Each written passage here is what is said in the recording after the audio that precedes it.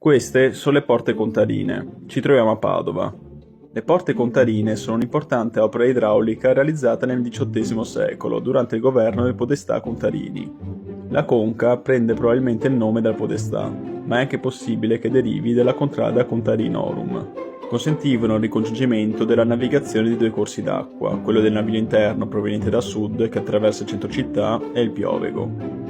In questo posto era presente un mulino di inizio XIV secolo. Convertito in una centrale elettrica nel Novecento, alimenterà le prime lampadine della città, per essere poi dismesso nel 47 e abbattuto negli anni 60. Sul posto si può trovare l'oratorio della Beata Vergine, costruito nel 1723 e dedicato alla Madonna dei Barcali.